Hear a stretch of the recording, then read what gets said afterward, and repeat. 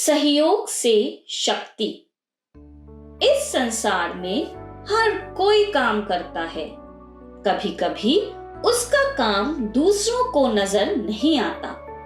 सच्चाई तो यह है कि परस्पर सहयोग से हमें हर काम में सफलता मिलती है। एक बार शरीर के अंगों की सभा हुई।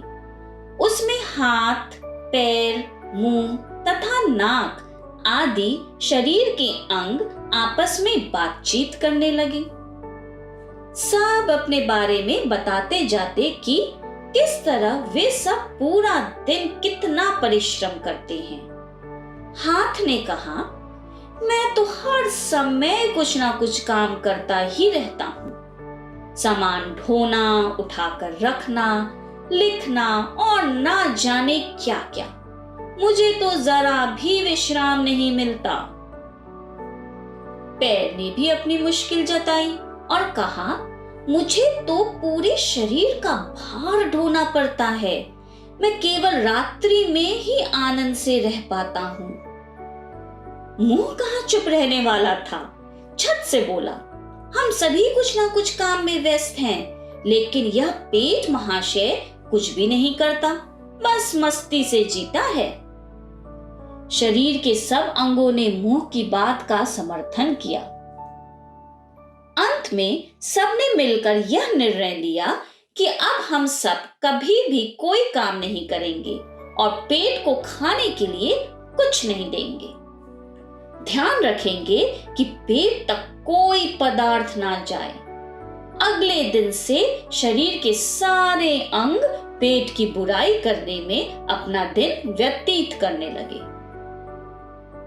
हाथों ने मुंह में भोजन नहीं डाला, मुंह ने अन्न ग्रहण नहीं किया, दांतों ने भोजन चबाना छोड़ दिया।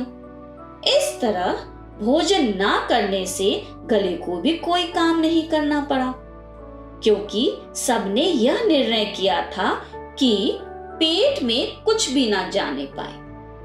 वे सब आलसी पेट को उसके निठल्लेपन का फल देना चाहते थे, उसे सबक सिखाना चाहते थे।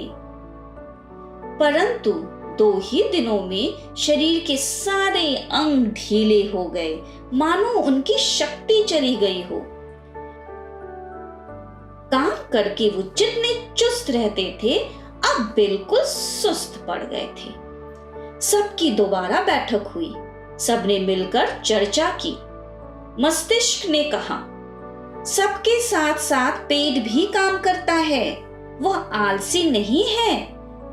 हम जो खाना उस तक पहुंचाते हैं, वह अन्न पेट की सहायता से ही बचता है, जिससे हम सब शरीर के अंग शक्तिशाली बनते हैं। मुंह ने अपनी सहमति देते हुए कहा, हाँ, सही कहा, पेट ही हमें शक्ति प्रदान करता है, वह आलसी कैसे हो सकता है। अंत में पेट ने कहा, अब आप सब हड़ताल बंद करें। मुझे सुबह शाम नित्य भोज्य पदार्थों और पेय पदार्थों से भरे। उसका प्रस्ताव सब मान गए और पहले की तरह अपने अपने कामों में लग गए।